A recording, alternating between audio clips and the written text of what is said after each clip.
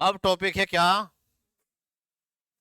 हम पढ़ चुके उत्तराखंड का न्याय बेंच है, और टॉपिक हमने अब तक पढ़ा है इसमें दो तीन। क्या, इसका भूगर्भीय और भौगोलिक विभाजन, एक तो पढ़ा है ये बात हमने। उत्तराखंड का भूगर्भीय व भौगोलिक विभाजन, ठीक। दूसरी बात क्या पढ़ी हमने, यहाँ के दर्रे, पर्वत शिखर और ग्लेशियर, ये दो टॉपिक हमने करे अब तक, ठीक। पिछले एक हफ्ते से हम इसे पढ़ रहे हैं। अब तीसरा टॉपिक है उत्तराखंड के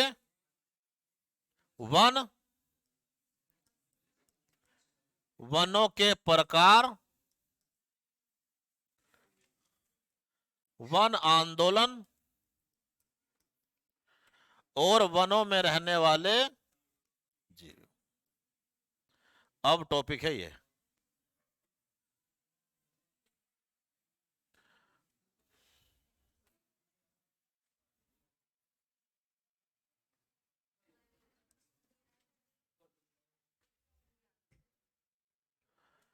वनों के प्रकार, वन आंदोलन और वन्य जीव। तो सबसे पहले दो तीन परिभाषा। वन किसे कहते हैं,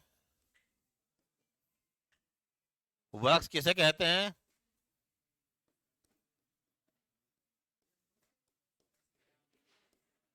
ठीक। और जंगल किसे कहते हैं, डीम्ड वन किसे कहते हैं, ठीक। वन, वृक्ष, जंगल और डीम्ड वन, ये सारे क्या हैं और परिभाषा के रूप में इनमें क्या अंतर है। किसे कहते हैं वन,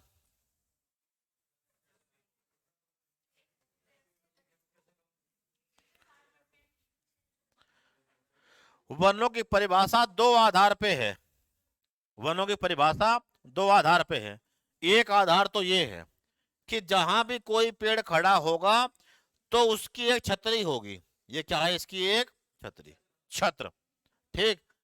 तो ऐसी भूमि जो 1 हेक्टेयर से 1 हेक्टेयर से ज्यादा हो, सेकंड RFA के बाहर हो, जो पहले ही वनों के रूप में रिकॉर्ड कर लिया गया है, चाहे वहां मौके पे वन थोड़े से हो ज्यादा हो, कोई मतलब नहीं इस बात से। ये कह दिया अभिलिखित वन क्षेत्र, रिकॉर्डेड फॉरेस्ट एरिया। तो इसके बाहर कितनी भूमि हो, 1 हेक्टेयर से ज्यादा, और उस पे जो पेड़ खड़े हों इस प्रकार के, इन पेड़ों ने उस 1 हेक्टेयर से अधिक की भूमि का कम से कम 10% छत्र घनत्व घेरा हुआ हो, तो उसे कहते हैं क्या, वन। दोबारा, ऐसी भूमि जिन्हें पहले ही वनों के रूप में रिकॉर्ड कर लिया गया है, क्या कहूं कि ये है एक वन क्षेत्र जिसका नाम है जिम कार्बेट। तो इसे पहले क्या कर रखा, घोषित संरक्षित वन क्षेत्र, जहां आम आदमियों की एंट्री नहीं है, ठीक। तो इसे क्या बना दिया, रिजर्व फॉरेस्ट, और क्या बोलते हैं इन्हें, रिकॉर्डेड फॉरेस्ट एरिया। अभिलिखित, आवश्यकता नहीं यहां हर जगह वन ही हो, पता लगा इतने हिस्से के अंदर वन है बस, आधे हिस्से में वन है, आधे हिस्से में नदियां हैं, झीलें हैं, कर्मचारियों के क्वार्टर हैं, कुछ भी है अन्य, ठीक। क्या वन तो कितने हिस्से में, बस इतने में। 60% में वन है, 40% कैसा पड़ा, खाली मैदान, घास, कुछ भी। लेकिन सारा क्या बोल दिया हमने, इसे कहते हैं क्या, अभिलिखित वन क्षेत्र। ये बनते हैं किसी कानून के तहत, कानून के तहत। ठीक, तो इस RFA क्या नाम है इनका, रिकॉर्डेड फॉरेस्ट एरिया, जो रिकॉर्डों में आ गया है RFA के बाहर 1 हेक्टेयर से अधिक भूमि पर, 1 हेक्टेयर से अधिक भूमि पर खड़े हुए वृक्षों का छत्र घनत्व, कितना बड़ा उनका, कोई पेड़ खड़ा है उसी का है एक छतरी, छत्र घनत्व यदि 10% से अधिक है तो उसे क्या बोलते हैं, वन। कोई डाउट इतनी बात में? तो वनों की ये जो परिभाषा किसके हिसाब से है, छत्र घनत्व के हिसाब से। कोई बात समझ में ना आए तो पूछ लो। पक्की बात, पक्की बात होगी बिल्कुल। हाँ, बहुत दिनों बाद आया है। तुम्हारी किस्मत अच्छी है, बहुत तकड़े वाली। पिछले 5-7 साल में ऐसी वैकेंसी रिपीट बाय रिपीट तुम्हारे सामने टकरा रही, जो बेचारे अब उसे 2-3 साल बाद तैयारी करेंगे उन्हें वैकेंसियां नाम मात्र की मिलेगी, क्योंकि सब तुम पहले ले चुके होगे। क्योंकि 2024 के बाद कब चुनाव है अगला, 29 में जाके, ठीक है। तो अब 23 से 24 तक इतनी भर्तियां राज्य में हैं, लगभग सबके पेपर होके सब फाइनल हो चुकी होंगी। तो एक भर्ती जो पिछले साल की रुकी पड़ी वो सब दोबारा तुम्हारे सामने है, और अगले वाला कैलेंडर तुम्हारे सामने आ लिया, जिसमें कुछ रुकी हुई हैं 15 भर्तियां और बाकी सारी नहीं है, अपर की, लोअर की, RO FRO सारी भर्तियां हैं। तो बस एक बार जान लगाना, खेल खत्म। ऐसा ही होगा कब, मई के अंदर फिजिकल है, क्या फार्म दोबारा भर जाएंगे बाकायदा, आयोग निकालेगा नए सिरे से, पुराने वालों को मिलेगी उम्र में छूट और नए वाला कोई भर ले। तो RFA के बाहर 1 हेक्टेयर से अधिक भूमि पर खड़े हुए वृक्षों का छत्र घनत्व यदि 10% से अधिक हो तो इसे कहते हैं वन। ठीक, ये क्या है, वृक्ष। ये तो वनों की परिभाषा है, किसके हिसाब से, इसके हिसाब से कि किसी 1 हेक्टेयर की भूमि के ऊपर इन पेड़ों का जो छत्र घनत्व वो कितना है, कम से कम 10% से ज्यादा। अब वनों की एक और परिभाषा है, क्या, जिसे कहते हैं भूगोल की परिभाषा। किसे कहते हैं वन, जी दाढ़ी वाले आदमी, 2-4 तो बावरे बने फिर रहे पता नहीं क्या चाह रहे, नया साल है कटवाले से बिल्कुल अब जा, पुराने साल की हर बात वहीं छोड़ दे।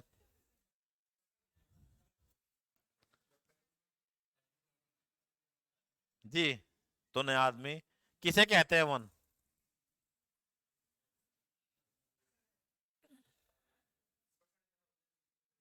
क्या,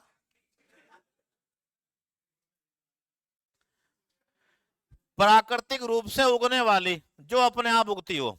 इतने ऊंचे पहाड़ों पे कोई थोड़ा बोका वहां वनों को, वो तो अपने आप उगे। प्राकृतिक रूप से उगने वाली लता, झाड़ियां और पेड़ पौधों को सम्मिलित रूप से वन कहते हैं। लता, झाड़ी, पेड़ पौधे सम्मिलित रूप से जो अपने आप उगते हो उन्हें कहते हैं क्या, वन। ये क्या चीज है, वृक्ष जिन्हें हम लगाते हैं, जिनका प्लांटेशन हम करते हैं, चाहे वो कितना बड़ा हो जाए, चाहे तुम वृक्ष लगा लो 1000 बीघा, वन नहीं बनने के, क्या रहेंगे, वृक्ष ही। बाग बन सकते हैं, वन नहीं बनने के, ठीक है। तो वृक्ष, ये परिभाषा कब आई, 2001 में। और क्या है कि RFA के बाहर, उसके अंदर की बात नहीं चल रही, वो तो रिकॉर्ड हो लिए, RFA के बाहर, ठीक, क्या, 1 हेक्टेयर से कम भूमि पर खड़े हुए वृक्षों का छत्र घनत्व यदि 10% से कम हो तो क्या बोलेंगे इसे, 1 हेक्टेयर और उस पे खड़े पेड़ों की छतरी ने उस 1 हेक्टेयर से अधिक भूमि का 10% से अधिक घेर रखा हो तो वन बन गया। और 1 हेक्टेयर से कम, इससे कम जमीन हो और उस पे जो पेड़ खड़े हो उन्होंने उस जमीन का 10% से कम घेर रखा है, 2 पेड़ आपने लगा लिए अपने घर में, 2 इसने लगा लिए, 2 उसने लगा लिए, तो 1 हेक्टेयर से कम जमीन में है वो पेड़, और 2, 4, 6 पेड़ है कहीं इस प्रकार से, क्या है ये? वृक्ष, जिन्हें आम जनता लगाती है। 5-7 वृक्ष किसी ने स्कूल में लगा लिए, किसी ने कॉलेज में लगा लिए, इस प्रकार क्या है सारे ये वृक्ष। तो RFA के बाहर, ठीक, 1 हेक्टेयर से कम भूमि पर खड़े हुए वृक्षों का छत्र घनत्व यदि 10% से कम हो तो क्या बोलते हैं उसे? वृक्ष। सरकार पे बहुत तगड़ा दबाव था वन नीति के अनुसार, उसे भारत में वन करने कितने थे? 33%, लेकिन हो नहीं रहे थे और सरकार इन्हें काउंट नहीं कर रही थी। तो 2001 में सरकार ने इन्हें भी काउंट करना शुरू कर लिया। ये भी लगभग 2% के आसपास है पूरे भारत में। कौन? 2001 से काउंट होने शुरू हुए कि सैटेलाइट से क्या देख रहे हैं हम, भारत में कितने पेड़ हैं, तो कौन वृक्ष है, कौन वन है, सब काउंट कर दिए, ये भी ऐड करने शुरू कर दिए। अब भी पूरा नहीं हो पाया। कहां खड़े फिलहाल? 24% के आसपास, काफी दूर है अभी। ये क्या चीज है? वन भी, वृक्ष भी और संरक्षित क्षेत्र भी सब मिला दे तो क्या बनता है? जंगल। लिखो जरा, जंगल। इसके अंतर्गत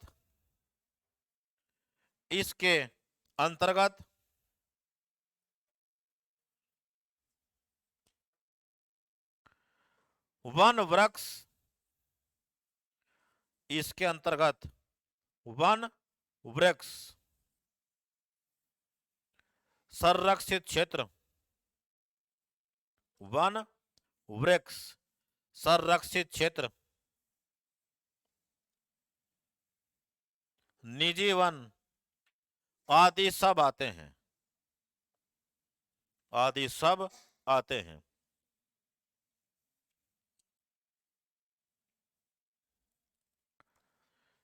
सब आते हैं। ये क्या चीज है? डीम्ड वन, यानी ये ऐसे वन है, किसी राज्य में कोई वन खड़ा है, अगर वहां कुछ भी कार्रवाई करनी है वनों के साथ, रास्ता जाएगा तो किससे परमिशन लेंगे? वन विभाग से। सुरंग खोदोगे, परमिशन किससे लेनी? वन विभाग से। रेस्टोरेंट खोलोगे, किससे परमिशन लेनी? यानी यहाँ कुछ भी गतिविधि होगी, खनन करोगे, किससे परमिशन लेनी?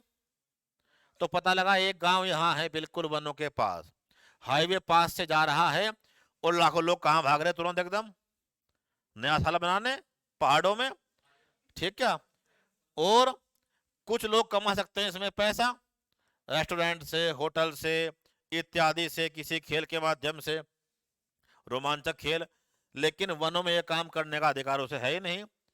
तो वन क्या बन रहे हैं? विकास में बाधक। कुछ भी करना हो तो क्या लाओ? वन विभाग से परमिशन। ठीक, वन विभाग परमिशन देता नहीं, खोचा कट वाले सारे पेड़ अपने, बढ़िया वाले पेड़ खुद कटवा ले। तो कर्नाटक ने इसका समाधान खोजा कि बड़े बड़े कस्बों, गांव आदि के आसपास जो भी वन है, इन्हें हम वन विभाग के अधीन नहीं करने के, ये वन विभाग के अधीन नहीं होने के बाहर रहेंगे। तो आम जनता इनका इस्तेमाल कर सकती है अपने विकास में। जब उन्हें लाभ होगा तो वो वनों को बढ़ोतरी करेंगे, इनका ध्यान रखेंगे। तो ऐसे वन जो वन नहीं है, क्या वर्ड बोला? ऐसे वन जो वन नहीं है। वन कब बनते? अगर सरकार के रिकॉर्ड में शामिल हो जाते वनों के रूप में, तो वन विभाग के अधीन नहीं है, उसके बाहर है। ऐसे वन जो वन नहीं है, अर्थात ऐसे वन वन विभाग के अधीन नहीं होते, ऐसे वन वन विभाग के अधीन नहीं होते।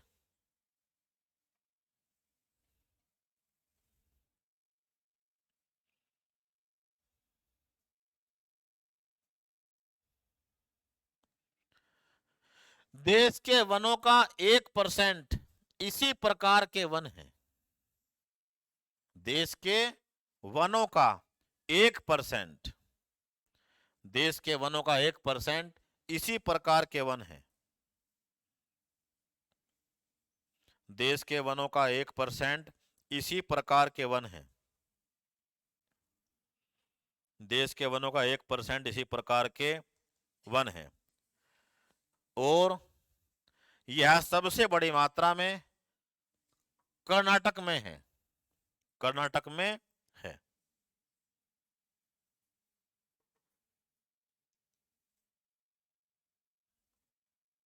सबसे बड़ी मात्रा में कर्नाटक में है। तो किसे कहते हैं? वन, वृक्ष, जंगल और डीम्ड वन। अब समस्त भारत के जितने भी वन हैं वो दो प्रकार के हैं। क्या? एक ऐसे वन जो बने हैं किसी कानून के तहत, अभिलिखित वन क्षेत्र।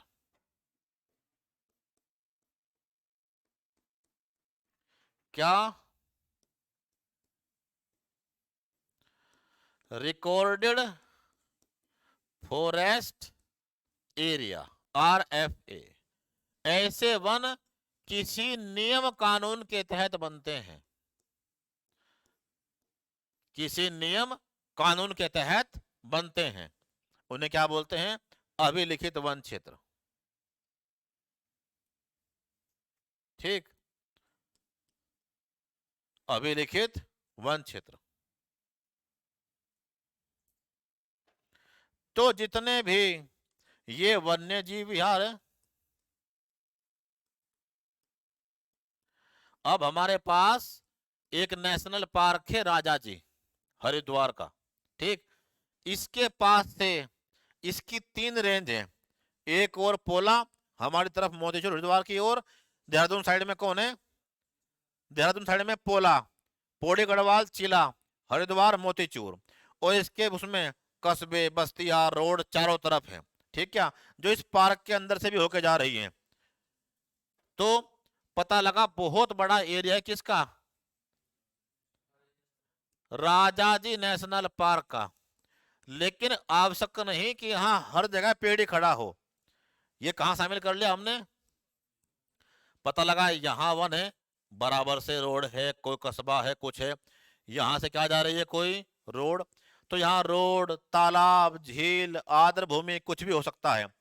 पता लगा इस पूरे एरिया के आधे हिस्से में 70% में तो वन है और बाकी 30% खाली पड़ा, जिसका इस्तेमाल अलग अलग रूप में हो रहा है। कहीं रेलवे में, कहीं सड़क में, कहीं झील में, कहीं तालाब में, कहीं पहाड़ी में। इसी पहाड़ी में वनों के बीच में कौन खड़ी? एक और मनसा देवी, एक और चंडी देवी। उन्होंने कितना बड़ा एरिया ले रखा है उसका, और वहां उनके लिए झूले की व्यवस्था, उड़न खटोला, पार्किंग, रोपवे से बहुत सारे सामान कहाँ बन रहे? वनों के बीच में ही।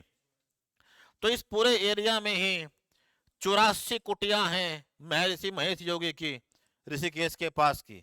सब कहाँ हैं? इसी बेल्ट में हैं। लेकिन क्या बोल दिया हमने इसे? ये तो एक वन क्षेत्र है, मौके पे वन कम हो चाहे ज्यादा हो।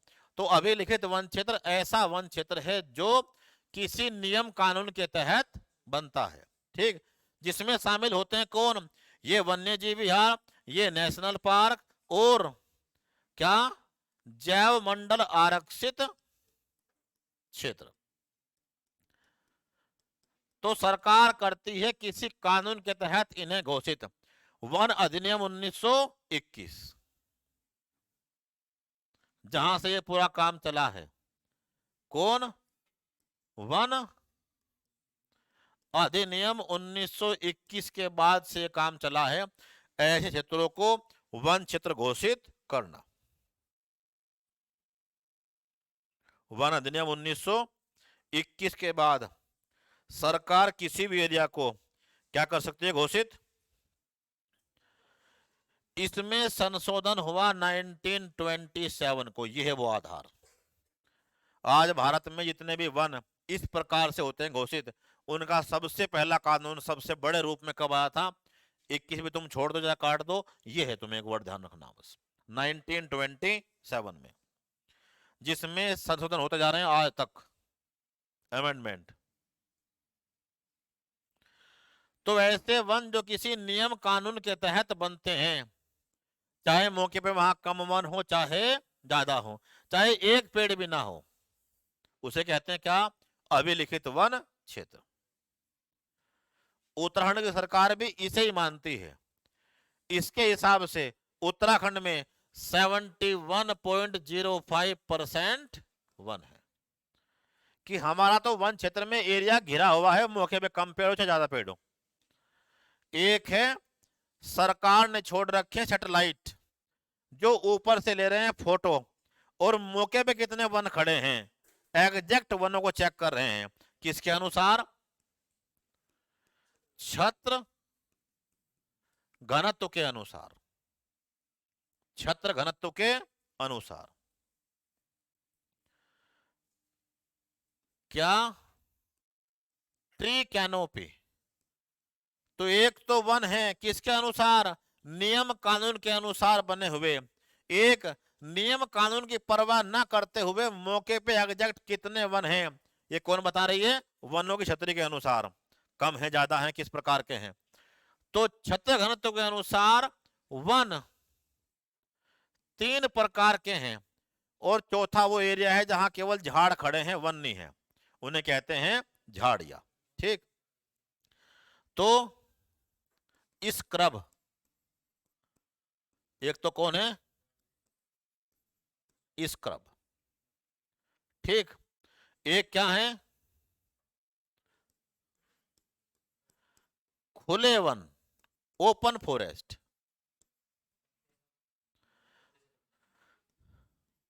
मध्यम सघन वन और अति सघन one. Moderate dense forest, moderate dense forest, very dense forest.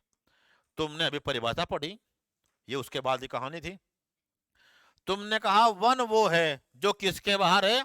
RFA के बाहर है, जिसकी भूमि 1 हेक्टेयर से अधिक है, और जहां खड़े पेड़ों ने उस 1 हेक्टेयर से अधिक भूमि का कम से कम 10% से अधिक छत्र घनत्व घेर रखा है, उसे क्या बोलेंगे हम? वन। ठीक, तो छत्र घनत्व के हिसाब से ऐसी भूमि जहां 10% से कम क्या हो? झाड़ झाड़िया इत्यादि। तो कौन है वो? तो इतनी बात में कोई डाउट?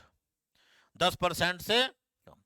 खुले वन, दूर दूर पेड़ हैं, दूर दूर पेड़ हैं, लेकिन वन कह दिया हमने से, झाड़ी कहा इसे। वन कब बनेगा? जब 1 हेक्टेयर से अधिक तो क्या होगी? लैंड, और वहां खड़े पेड़ क्या हो? उस लैंड का 10% से अधिक छत्र घनत्व घेर रखा हो। तो कौन? 10 से ले कहां तक? यदि किसी भूमि पर छत्र घनत्व 10 से कितना हो? छत्र घनत्व। ट्री कैनोपी तो क्या बोलेंगे? खुले वन। और कितने? 40 से 70% तक अगर उस लैंड पे क्या हो? पेड़ों का घनत्व, तो मध्यम सघन वन। और अगर कहीं पर बिल्कुल गुथे हुए 70% से अधिक क्या है? छत्र घनत्व। तो क्या बोलते हैं इन्हें? अति सघन वन। तो वन बेसिकली 3 प्रकार के हैं। चौथी क्या होती है? झाड़ी। वन कब होगा? जब वहां क्या हो? क्या लिखा है? 10 से आगे, 10 से ऊपर, कहां तक? 40 तक, तो खुले। 40 से 70 तक मध्यम सघन, अति सघन 70%। तो किसे कहते हैं? वन, वृक्ष, जंगल। क्या होता है? अभिलिखित वन क्षेत्र। और क्या होता है? छत्र घनत्व के हिसाब से भारत के वन। तो सरकार कैसे माप रही है? इसकी रिपोर्ट जारी होती है एक, कौन सी? Indian forest survey report. कब जारी हुई थी? 21 में। अब कब होगी? 23 में। इतना तुम्हारे एग्जाम हो चुके होंगे। ठीक, 17वीं वन स्थिति रिपोर्ट पढ़ेंगे अगले साल। Indian forest survey report. सबको हैप्पी न्यू ईयर। ठीक, और जान लगाओ अगले साल कहीं ना कहीं नंबर आ जाए।